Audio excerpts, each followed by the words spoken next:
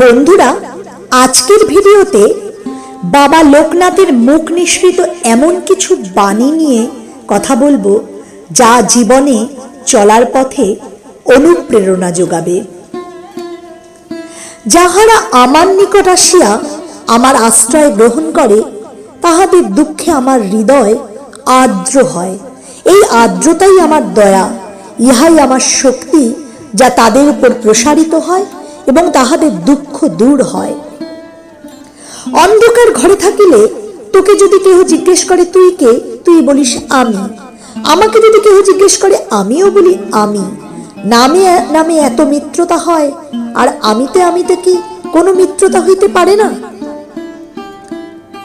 সত্যের মতো পবিত্র আর কিছু নেই। সত্যই স্বর্গগমনের একমাত্র সোপান স্বরূপ, সন্দেহ নেই। যে ব্যক্তি সকলের সুহৃদ আর যিনি কায় মনোবাক্যে সকলের কল্যাণ সাধন করেন তিনি যথার্থই জ্ঞানী। অর্থ উপার্জন করা, তা রক্ষা করা আর তা ব্যয় করার সময় দুঃখ ভোগ করতে হয়। অর্থ সকল অবস্থাতেই মানুষকে কষ্ট দেয়, তাই অর্থ ব্যয় হলে বা চুরি হলে তার জন্য চিন্তা করে কোনো লাভ নেই। ইচ্ছাই হোক অনিচ্ছাই হোক, যে সন্তান মায়ের আদেশ পালন করে ভগবান তার মঙ্গল করেন। গর্জন করবি কিন্তু আহাম্মক হবি না, ক্রোধ করবি কিন্তু ক্রোধান্ধ হবি না।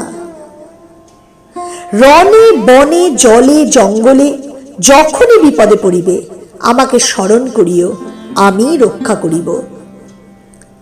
বাক্যবান, বন্ধু বিচ্ছেদ বান ও পিতৃ বিচ্ছেদ বান, এই তিনটি বানকে সহ্য করিতে পারিলে মৃত্যুকেও হটাইয়া দেওয়া যায়।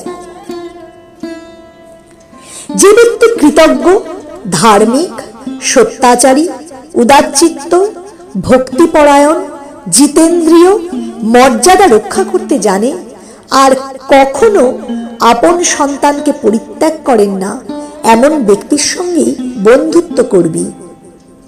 আমিও তোদের মতো খাই দাই মলমূত্র ত্যাগ করি, আমাকেও তোদের মতোই একজন ভেবে নিস।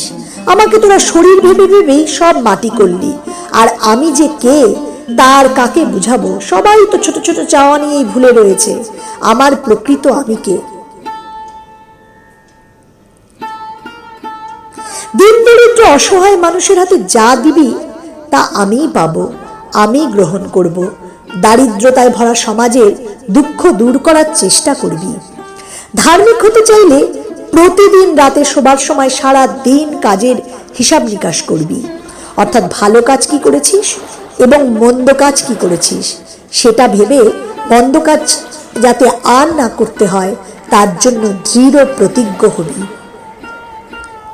যারা ধর্ম নিয়ে মনে করে সাধুগণকে উপহাস করে আর ধর্মের প্রতি অশ্রদ্ধা প্রকাশ করে তারা নিঃসন্দেহে বিনাশ প্রাপ্ত হয়। গুরু প্রদত্ত মন্ত্রের শুদ্ধাশুদ্ধ বিচার করা শিষ্যের কর্ম নহে। গুরু যাহা দিয়েছেন শিষ্য তাহাই জপ করিবে। এই বিরাট সৃষ্টির মধ্যে এমন কিছু নেই যাকে উপেক্ষা করা চলে বা ছোট ভাবা যায়। প্রতিটি সৃষ্টি বস্তু বা প্রাণী নিজ নিজ স্থলে স্বমহিমায় মহিমান্বিত হয়ে আছে জানবি।